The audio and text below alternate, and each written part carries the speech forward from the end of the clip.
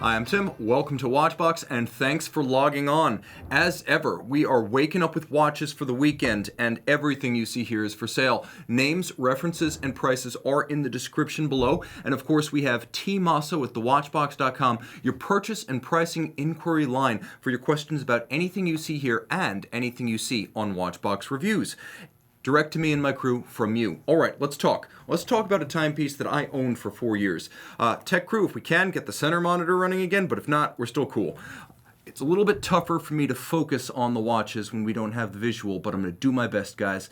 Bear with me. This is the Jaeger-LeCoultre Duometre Chronograph, white gold, 200 pieces, launched in 2010. This was a watch I first saw in coverage of SIHH on Watch Pro site, and it took my breath away. I loved the Duometre concept, launched in 2007. I didn't like the rose gold, platinum silver dial, and yellow gold exclusivity. With the white gold model and the black granular matte dial, suddenly we had the perfect watch. I'm actually good. I can look to the side monitor. So I'm seeing what you're seeing at home right now, and what you're seeing is spectacular. We have a Tourbillon chronograph, absolutely explosive, 1/6 of a second, flying seconds. We have double center seconds for the chronograph and for the time of day. Everything in red gold is the chronograph. Everything in white gold is the time of day. So you can easily distinguish between the two, and that goes for the power reserve indicators, 50 hours times 2. You have a coaxial hour and minute hand right up here, and then a single digit scrolling minutes register. By the way, Sean is the hero. We have the center monitor back. Thank you, Sean.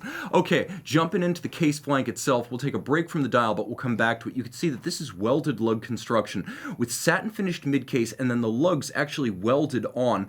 Double finished, you can see the lug profiles are black polished, and the case band is satin, and that means that not only was it double finished, but all of the evidence of the weld was removed. If you've seen assembly on motorcycle frames or bicycle frames, you know how sloppy welding can get at the industrial level. This leaves no evidence of the joint. Turn it all over, caliber 380. This was perfect and created as such. In 2007, JLC brought us a concept first born in the 1880s with a Victorin Piguet Abauche. The JLC turned into a minute-repeating chronometer in the pocket watch era. The look of this movement comes from that watch. 2 barrels, 2 power reserves, 2 trains converging at one balance, and the balance with its anchor escapement indexes these two, starting and stopping. So when you double the power demand with the chronograph, you double the power supply. So there's no loss of power reserve and there's no loss of amplitude. Now it is a rather engaging mono pusher chronograph. You can see the column wheel down at the base, free sprung, 21/6 beat rate, and extraordinary German silver or Maillot bridges in nickel, copper, and zinc with a handsome 3-dimensional aspect you don't get in a conventional movement. Turn it all over and we will have a little fun with the mono pusher right now, showing you how you reset the system. You can read 1/6 of a second, and then everything jumps back to attention. Throw the watch on the wrist. It's a big watch, no joke. About 13.7 millimeters thick and about 50 millimeters lug to lug. It's broad, it's sporty, and especially in this black dial variant, it has a broad potential range as you compare it with anything from truly black tie, high-end dress to even a casual look, as this would look perfect in a polo shirt and cargo pants, and I would know because I've done it. A watch that's not quite as thick as you might imagine, but is broad across the wrist.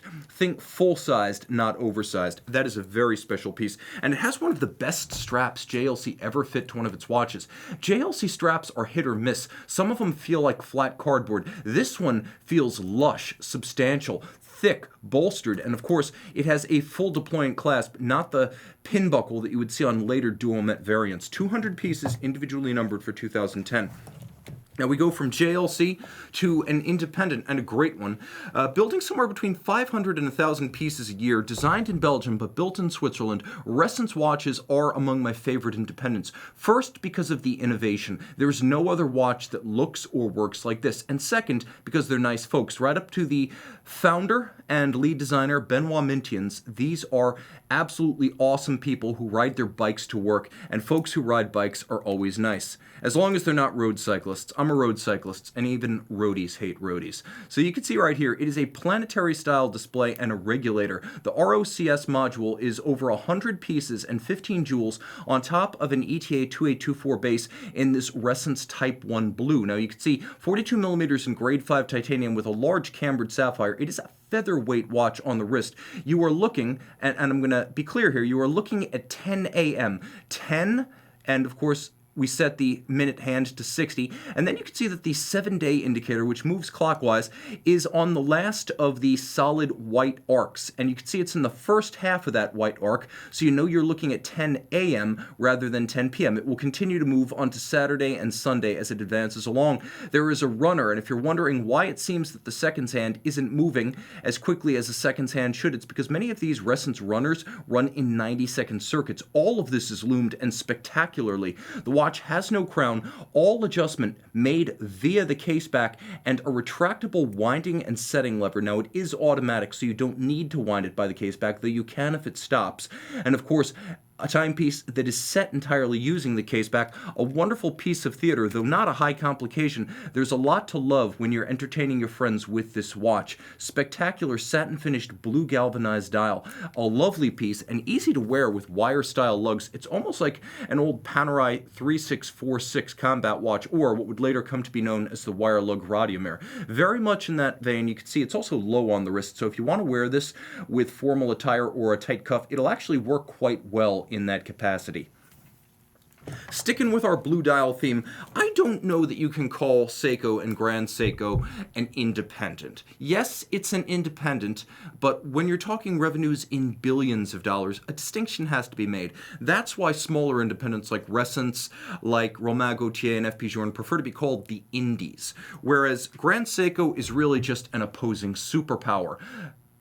Counterweighting the market hegemony of Switzerland and Germany, we have Grand Seiko, and possibly the hottest cult watch of 2019. This is the Skyflake, the SBGA 407, 40.2 millimeters in Zaratsu black polished stainless steel, all of it hand finished against a spinning wheel. This is a watch that takes the original snowflake dial and reimagines it in blue, and a very different case rather than that 9S style case you get in the snowflake. Here we have the vintage inspired case that is evocative of the original 1960 Grand Seiko Charter model, the very first. You can see that the theme is pervasive, as even the buckle of the deployant clasp has a wonderful vintage Grand Seiko logo on it. Looking back, but also looking forward, here you have a spring drive caliber, 3-day power reserve, automatic winding, and though this is a sort of formal dress-inspired watch, it is 100 meters water resistance. You're going to find that if you throw this one on a water-resistant band, it can be a full-service sports watch.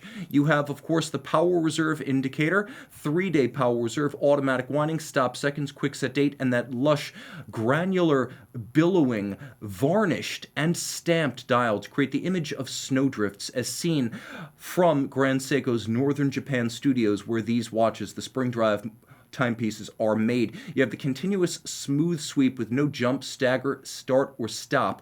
It is not any number of beats per second. It is unidirectional winding, and it has extraordinary accuracy.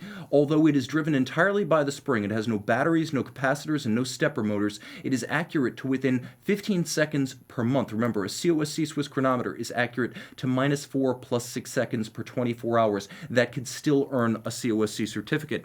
This goes above and beyond. Watchmaker assembled, watchmaker regulated, and when the time comes, watchmaker serviced. This is a watch for life, and a very different kind of watch. It is quartz precision with mechanical soul and a very distinctively Grand Seiko look inside and out. A true hand-finished watch for well under $10,000. The SBGA 407 Skyflake now beginning to filter into the pre-owned market, and they're always hot and they always go quickly when we get them. So again, tmosso at thewatchbox.com if you're interested in that. Let's stick with our blue theme and keep running with it. Now we're going way up market.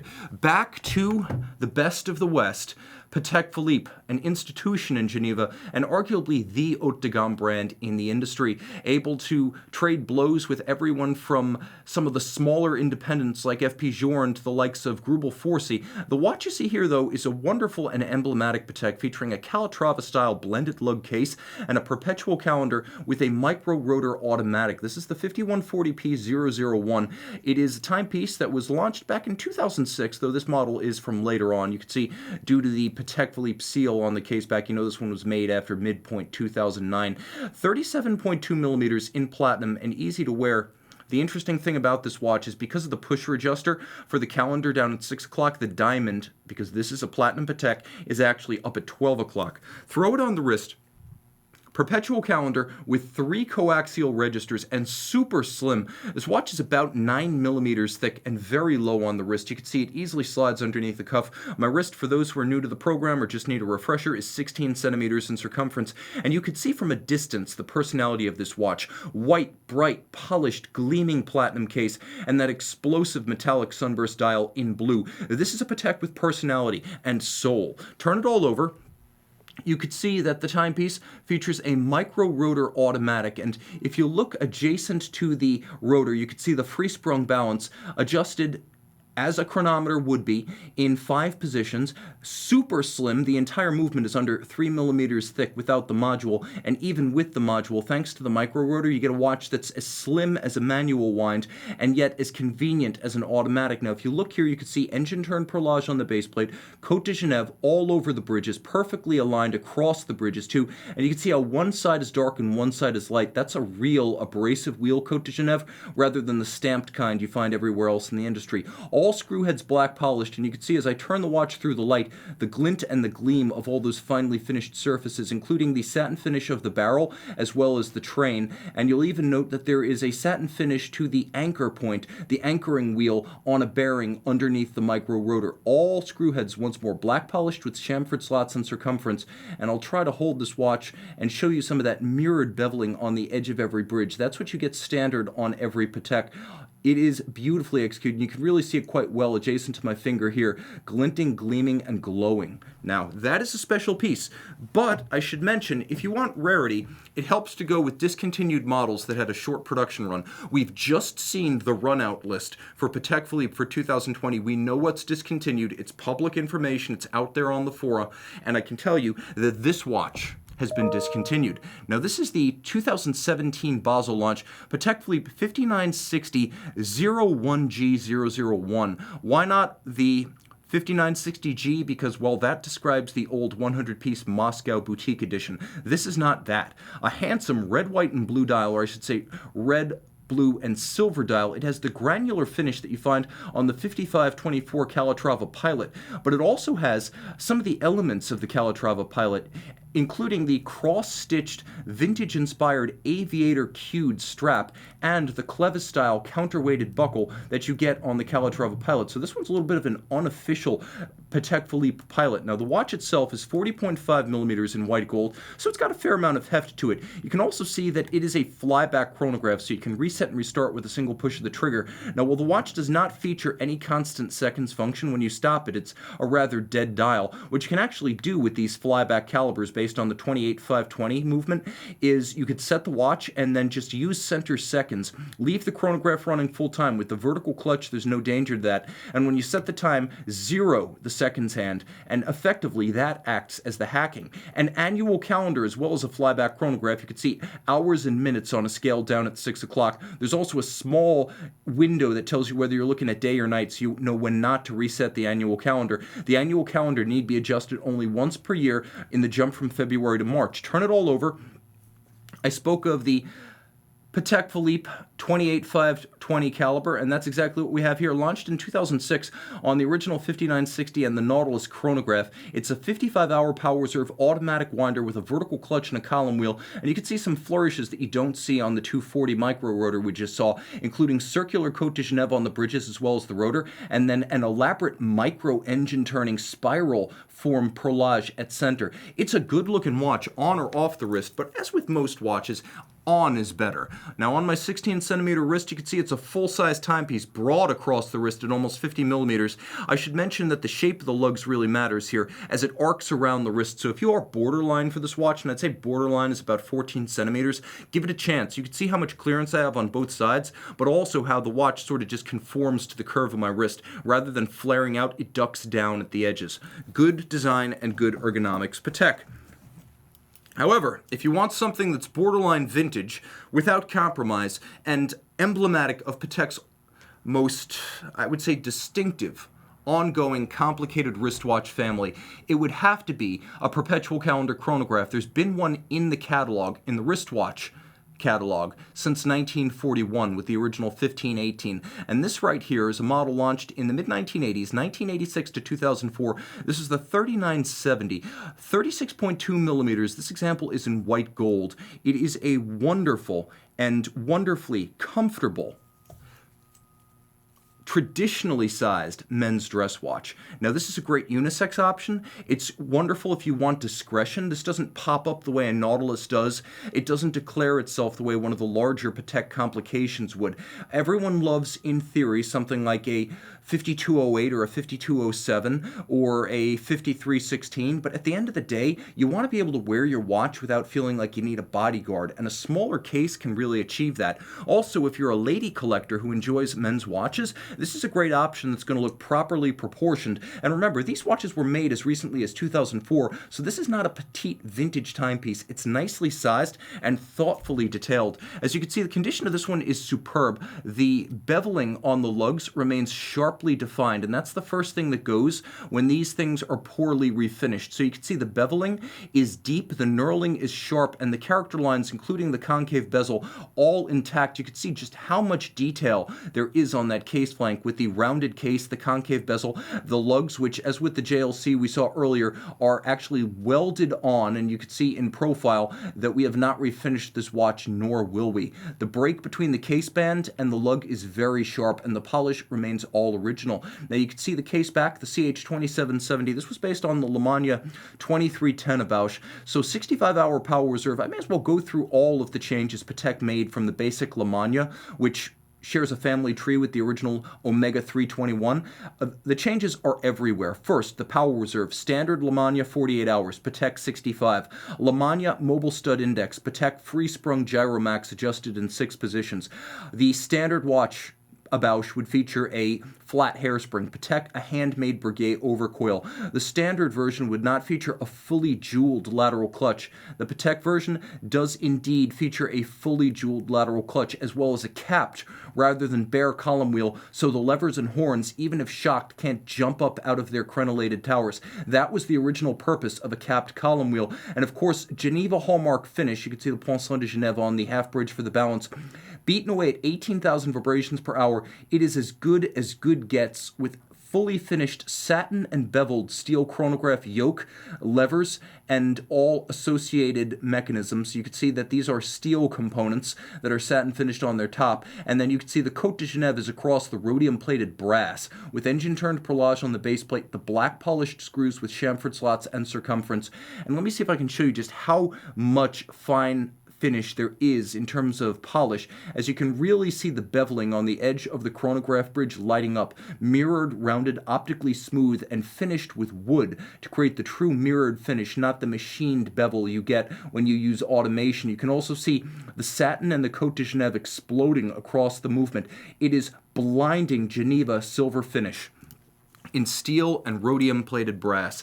A gorgeous watch. Here you see it erect on my wrist. Please note, this one has a German language calendar, so if you want a little bit of old world flavor, this one is the first choice. You're going to want to make a perpetual calendar. It need be adjusted only in the year 2100. Take note, we're approaching Perpetual Calendar Day, February 29th. We only get one every 4 years, so don't delay if you have thoughts that you might wish to add this column wheel chronograph to your collection.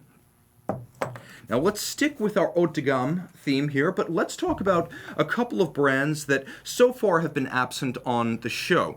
FP Journe, of course, is a favorite of the Govberg and Watchbox family. I don't necessarily love the brand, but I do think that the execution of the watches is outstanding. And this is a timepiece that puts everything together. You have a power reserve, you have a tourbillon, and you have a constant seconds device that is either sweep seconds, as you see right here. See, it's in sweep seconds mode. Or, once you wind it past 10 hours of power reserve, it then activates the constant force mechanism and the deadbeat seconds. So you have a tourbillon, deadbeat second, constant force, and a power reserve, 4 complications in one 40mm platinum case. Now you can see the finish of the tourbillon carriage. There's not a whole lot that I can add verbally that the pictures themselves can't relate. You could see the exceptional finish, the polish, the chamfers, and note, the half bridge for the tourbillon is continuously rounded and black polished. The bezel for the time, the tourbillon, and the seconds, that is also black polished and held on with bolts. The dial is white gold, the case is platinum, and of course the movement is 18 karat rose gold. This was one of the earliest of the tourbillon Souverain, as it was originally built in 2004, just after the change from the brass movements to the rose gold, so this one was a bit of a pioneer. You can see the movement is literally made of 18 karat gold, bridges and plates. You have the linear spring of the remontoir and then the black polished rocking mechanism that meets out those 1 second bursts of energy to the escapement. So for approximately 30 hours of power reserve, this watch will maintain constant amplitude of the escapement because of the remontoir spring. And again, the remontoir beating away at 1 hertz, giving the deadbeat seconds life. So it's a double function, with the front acting as the seconds dial and the rear acting as the transmission mechanism. Throwing it on the wrist, you can see that at 48 millimeters lug to lug, it's fairly narrow across the wrist, and at about 10 millimeters thick, it's nice and low. Also, because of the domed profile of the bezel, this one does slide easily under a cuff. You can also see, as with the Patek 5960, the lug shape here is nicely curved around the wrist, so if you do have that borderline size and the watch is a bit big for your wrist, it's still probably going to look right. Now, of course, this is an FP Journe factory strap, and a most unusual one that gives the watch a sportier, livelier, fun-loving appearance, and you can see the combination of explosive, almost ultramarine gloss alligator on the top, and then gray small-scale alligator on the bottom. A really cool look that brings out the color and the character of the watch. Now, we talk a little bit about a Lange und Sohne on every episode. I feel like it's a jour sans, or a day without, when we don't have Lange on the show. And today, we have a wonderful example in the Grande Lange 1 Moonphase. Now, this is the second generation Grande Lange 1 case, 40.9 millimeters. This model launched back in 2014. The Moonphase is larger on the Grande Lange 1. Rather than occupying the subdial down at 5 o'clock, it occupies the hour and minute register, and it is a solid gold Moonphase disc. So the dial is made of sterling silver. The Moonphase disc is made of gold, 22 karat, I believe, and then the case itself is rose gold. The case back, based on the caliber L095, 3-day power reserve, manual wind, that lovely German silver that you also see on the back of the Jaeger-LeCoultre. In the Vallée du Joux, we call it Méchot.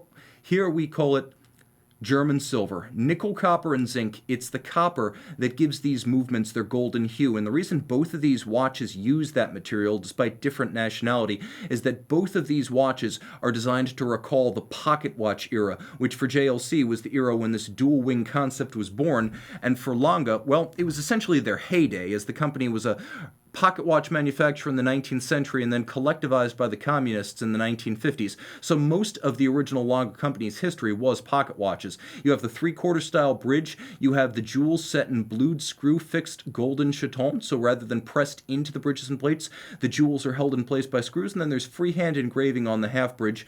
You can also see that the glasuta stripes are rich, dense, and as you could see, particularly intense with the golden tone. You'll also note that the access ports, as well as the edge of all the bridges, mirror polished, the same as you saw in the Pateks earlier, but here I feel as though the anglage is spread over a broader radius, so it seems like it's easier to see without the aid of a loop. Throw it on the wrist, it's a hefty watch, again, with a rose gold case and a sterling silver dial. You're getting a lot of precious metal with this watch, but it's not a thick timepiece, and you can really see that to advantage on my wrist.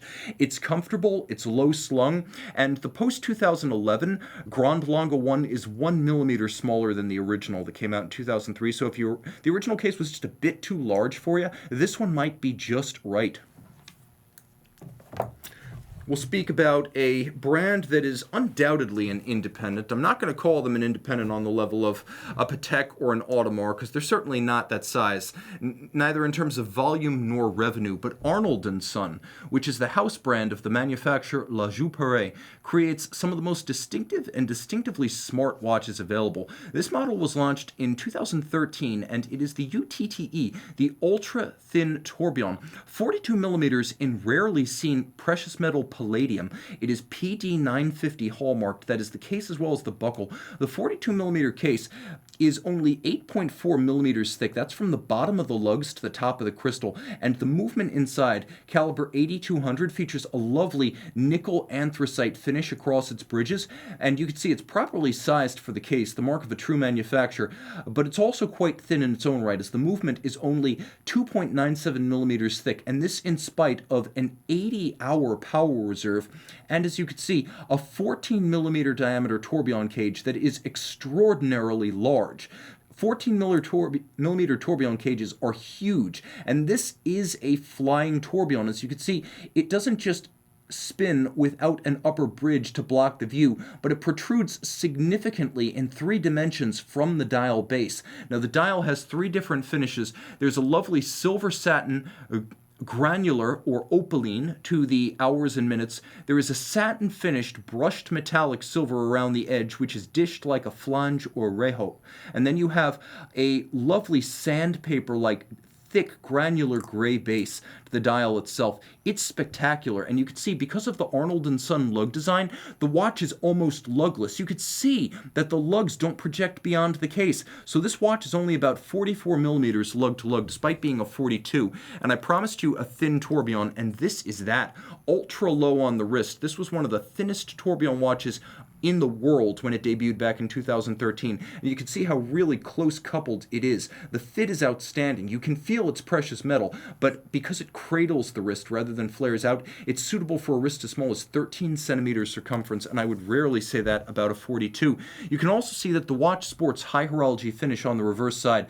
Cote de Genève, yes, and narrow ones to give them a denser appearance. You'll also note the double spiral that's been executed on the wheels. So you have the crown wheel with a single spiral, and then the 2 barrel wheels. One is a ratchet wheel, and then there's a second barrel wheel atop, and they feature a double solar spiraling, and you can really see how it reacts to light. All of the screw heads are black polished, and if you look carefully, you can see that the mirrored anglage on the back of an Arnold Son movement like the 8200 is both the real deal laid down by hand and broader and glossier than what you'll see on Lange, Patek Philippe, or Journe. This is truly exceptional execution in a truly exceptional watch, and adjusted to 5 positions, the high horology standard, just like a chronometer would be. A very, very, very special timepiece, and vocal too.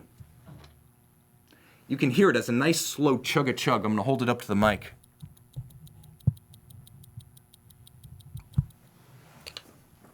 For comparison's sake, let's pull up the Journe.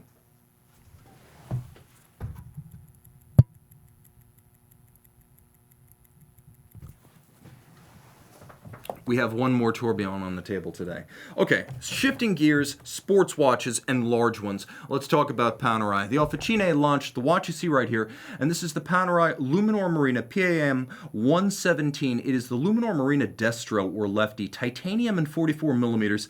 It emulates vintage Panerai dive watches, or I should say combat watches, because they weren't strictly divers, that would have featured a reversed crown guard protection system. As ever, you have the locking lever, which is a brilliant system that makes it easy to manipulate the crown. As soon as you lift the lever, it's unlocked. As soon as you press it down, it's relocked. All aspect protection from abrasion. In a lot of ways, this is a much smarter solution for a crown that must be opened and closed and used frequently than a screw-down design. The watch has a dial that's best described as somewhere between tobacco brown and black matte. And as you turn it over, you can see this is a highly improved ETA 28972. So it has the higher beat rate, 21.6, and the 56-hour power reserve rather than 42. It's also a certified chronometer, and as you can see, it is an impressive machine. Water resistant down to 300 meters. This was a E-series watch made in 2002, and you can see only 300 examples were made. So a good-looking case back with a pocket watch-sized movement to fill the case properly, and not as thick as you'd imagine at 14.8 millimeters. Because of the conical bezel, this watch can easily slide underneath the cuff. Precise, tough, simple, easy to read, and a chronometer. It is all that and more. A handsome and appealing entry point into the world of Panerai ownership, or perhaps the anchor of a Panerai collection, as this is truly the heart and soul of Panerai. 3 hands, no date, manual wind, 44 millimeters, and the Alessandro Betterini case that marked the arrival of Panerai to the civilian market in 1993. A special piece. The 117 is an all-timer for the Panerisi. That said, sometimes we want to combine high luxury and sports watches, and few do it better than those who work in platinum. And that is correct. You are looking at the IWC Vintage Aqua Timer, reference 3132, and this is a timepiece that features a platinum case, 313205, 44 millimeters in diameter. It has a platinum case and a 500-piece limited series. This 2008 model was designed to pay homage to the original 1967 reference 812, the first Aqua Timer, which featured the master compressor case seen on a lot of other watches of the era, other dive watches, but with IWC's own movement. Today, it's IWC's own case and IWC's own movement. There is a ratcheting internal dive bezel that has a wonderful chunky detent and sound to it, and this is true to the original because the 812 had that internal rotating bezel and the second crown for it. Line it up with the minute hand, now you've got an impromptu 0 to 60 minute timer. The dial itself is a lovely satin silver. It's different from the black that you see on the standard steel model that came out the same year. The lugs are strong. The case band features unusual sharp lug break, which you don't often see on dive watches. It's usually blended a la Rolex. And then of course you have that vertical satin finish, which is hardly ever seen on modern watches. The case back, IWC manufactured caliber 8110, 28 joules, automatic winding. It features the Peloton pawl-based winding system. You can see those rose gold colored pawls in the pawl wheel, bidirectional and shock protected, a very tough and efficient winding system. 44-hour power reserve, stop seconds and a quick set date, 5 position adjusted. This is a massive watch, and you'll note individually numbered. The series of 500, not like most IWC limited editions, it features individual numbering, so no two watches are exactly alike. Now it's still 120 meters water resistant. So this is a timepiece that is comfortable on the wrist, substantial because of the platinum, and still fairly low at under 15 millimeters thick. It doesn't sit that high on the wrist.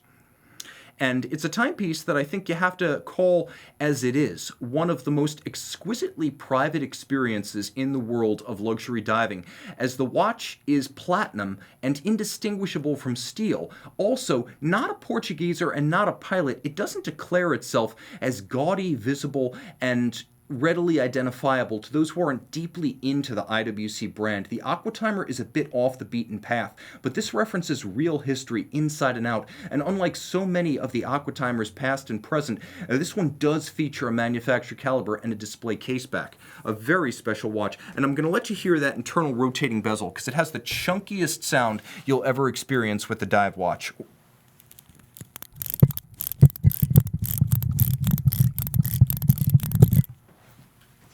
It is wonderfully mechanical. It is exactly what you imagine a German-Swiss dive watch would be like. Now let's talk a little bit about some timepieces that don't get nearly enough love, the Panerais on bracelets.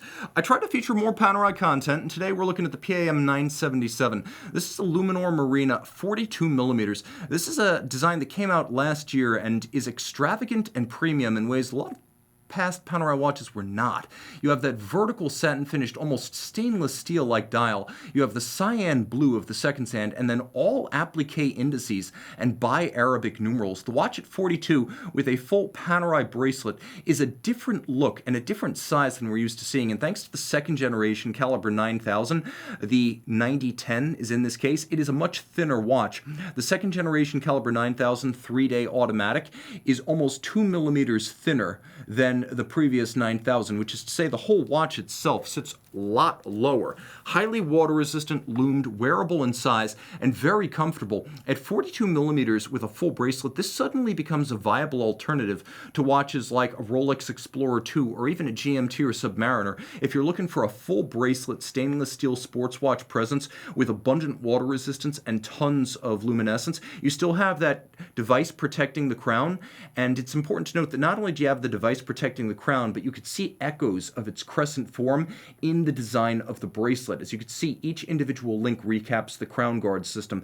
It's a thin watch, and you can really see that in profile, sitting lower on my wrist than just about any other non-micro rotor automatic Panerai I've encountered. A very, very special piece, and again, one that sits a little bit upmarket in look and spec relative to other Panerai Luminor Marina pieces. Very impressive watch, a V-series timepiece. This one 100 meters water resistant, featuring the 3-day power reserve, and of course a full bracelet with a robust double deployment clasp, so it's no cheap clamshell or friction closure down there. Panerai is keeping you quite secure with double trigger release. Every once in a while we get a watch like this where the previous owner clearly lost his nerve, and instead of simply unsheathing and wearing the watch, he turned around and sold it rather than face depreciation. It doesn't work that way. He still faced depreciation. So that'll all be to your advantage, getting a watch that's still bound as it was when it left the factory. Now let's talk a little bit about older watches. Starting in the early 90s with this N series Rolex Oyster Perpetual Gmt Master 2 16713 two-tone yellow gold and steel. You can see this one's in outstanding condition. The lugs are full, voluminous, and sharply defined. They're also symmetrical from side to side and end to end. Yellow gold and stainless steel. This one features a lovely yellow gold bezel, yellow gold crown, and of course a two-tone yellow gold and steel Jubilee, which is in outstanding condition with minimal play. This one feels as sharp as the day it left the factory, and that's rarely the case with a nearly 30-year-old Jubilee bracelet. So the condition is outstanding, and you can see the look is iconic. If you want a Jubilee bracelet, Gmt Master 2, there are two ways to go. Vintage watches, older watches, they're one category, and then of course newer models. You can get this for a hell of a lot less than you would pay for a modern day Pepsi stainless steel, and it's the same watch, technically speaking, same power reserve. Well, I guess the power reserve has changed. That's the one change. This is 48, the newer one is 70 hours. So I'll give the new one that. But it is the same water resistance. It's the same chronometric precision. It's the same iconic look. It's the same dual time functionality with the bidirectional rotating bezel that allows you to temporarily register 3 time zones. It is very low on the wrist, elegant and graceful, dress-oriented in a way that most Rolex rotating bezel sports watches are not. That's the benefit from the yellow gold steel treatment with the Jubilee bracelet. It is a very different look and character than the same watch in steel on an Oyster. So that's early 90s, but let's go back even farther. Let's go back to approximately 1966, 1967, and the Omega Seamaster 300. This is the 165024, a 41.5 millimeters 42, roughly speaking. You can see it's a substantial case, very similar to the pre-Moonwatch of the same era. This one features a lovely thermoplastic cap on its original tritium bezel, and you can see original tritium dial as well with a plexiglass cover over it. Now it features a 1039 folded link bracelet with 47 end links, so you know exactly what you're getting. And if you look carefully, you can see that the interior of the clasp, I'm going to try to show this as best I can, Andrews. Capture this if you can. It was the first quarter of 1966 right there. So that's when the bracelet itself was made. The first quarter of 1966. Pardon me, I think that's the first quarter of 1968 right there. So I believe the watch was made in 1967, and that's on the basis of the bezel design. So you can see that the bezel does have a few distinctive characters. The 1s, the 5s, and the 3s are generally used to gauge the age of these. So it would make sense if this was a 67 watch to feature a 1968 bracelet, as that may have been when it shipped from the factory. Inside you have Omega, manufacturer caliber 552, automatic winding, 50-hour power reserve, 19,800 vibration per hour beat rate. And of course, because this was a 4142, it's about a 41.5, it still wears modern on the wrist. Comfortable, broad, imposing, and structurally sound, the bracelet, for something that is darn old, considerably older than me, and I'm sure older than some of you watching, it is just as solid as you would want for daily use. It's not a time capsule piece, as this one shows evidence of having been reloomed at some point in its past, and of course the bracelet has undergone some stretch, but we don't buy vintage watches because they're exactly like a new watch. We buy them because they do have some evidence of the stories they've lived. And this one, which has a lovely and even patina across bezel and dial and hands, is a lovely way to remember an evocative era, the golden age of amateur diving. Now, jumping forward, 6.1 serial number, so approximately 1979, 1980. This is a Rolex Submariner 1680. 39.5 millimeters. This one's an extraordinarily sound survivor. As you can see, the bezel is capped and boxed with all of its original plexi still present. You could see that the watch features a dial that is even, The bezel, the hands, as well as the indices, evenly loomed and symmetrical in terms of their tone, texture, and of course the coloration is so important when gauging whether these things are matched.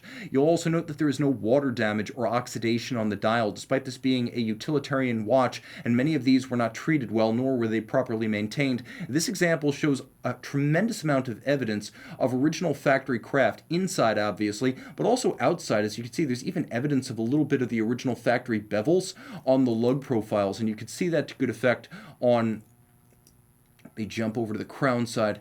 On the crown side in particular, you can see a little bit of that beveling. Now, throwing the watch on the wrist, it features a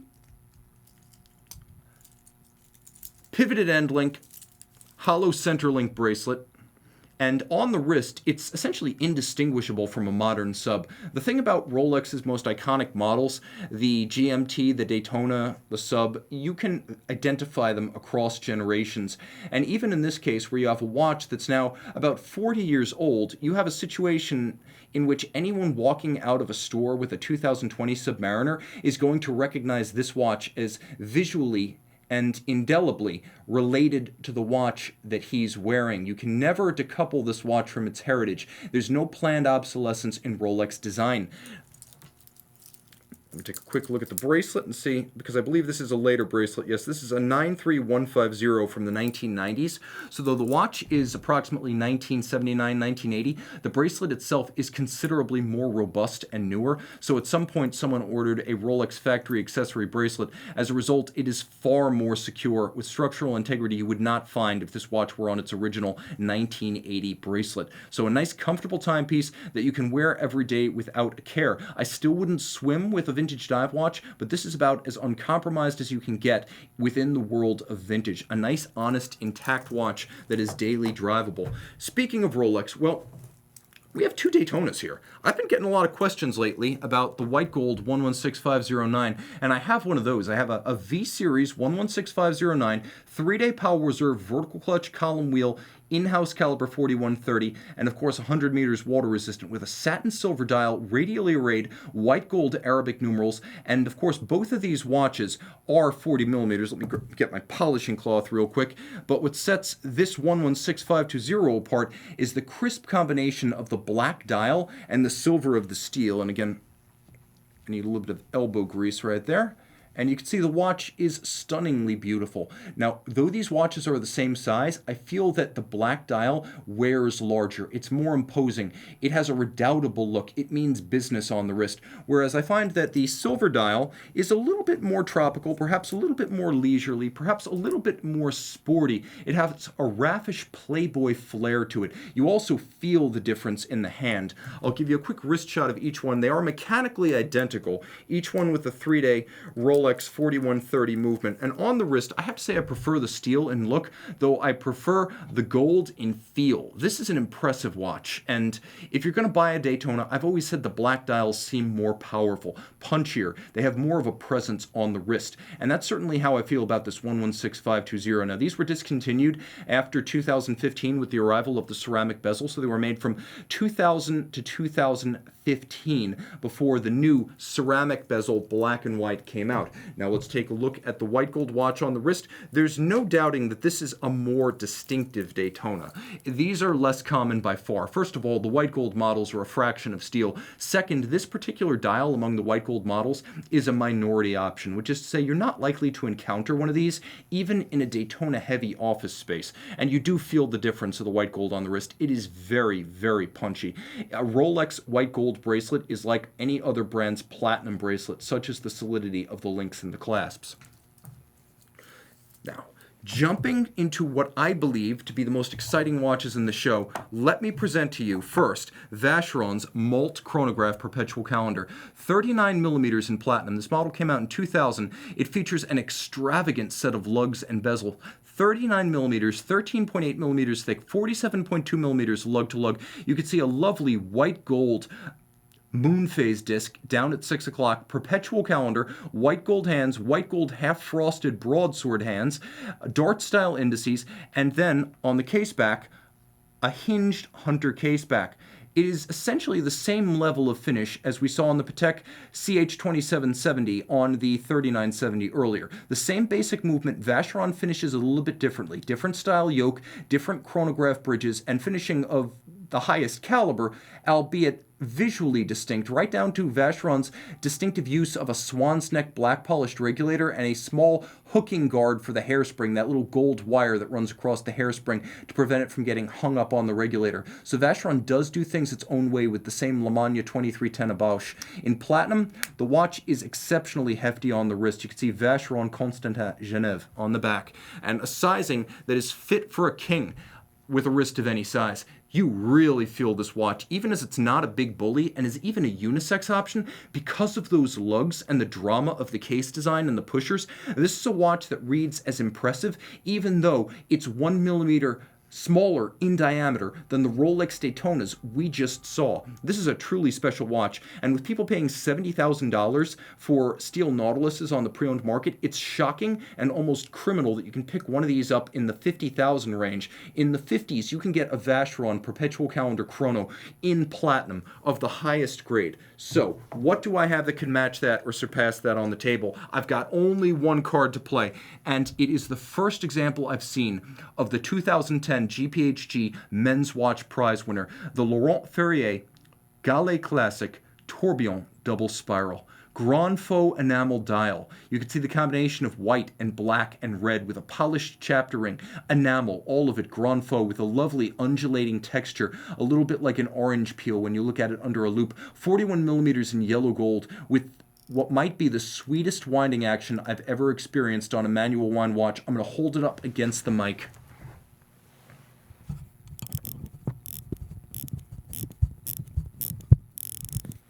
So sweet. And it gets better on the case back. The ultimate in discretion. This is caliber 916, developed by La Fabrique du Temps and Laurent Ferrier, a Besançon Observatory chronometer certified 80-hour power reserve, manual wind, 1-minute tourbillon, adjusted in 6 positions. You will find no fewer than 8 interior angles on this movement. You will also find 2 free-sprung hairsprings that feature 180-degree opposition. So when one, due to gravity, speeds up, the other will slow it down, thereby canceling the gravitational effects by turning 2 hairsprings, both attached at the collet to the balance, turning them 180 degrees out of phase with each other, and then combining with the tourbillon, beating away at 21,600 vibrations per hour. The richness of this case back cannot be described, so I'm letting the images do the work.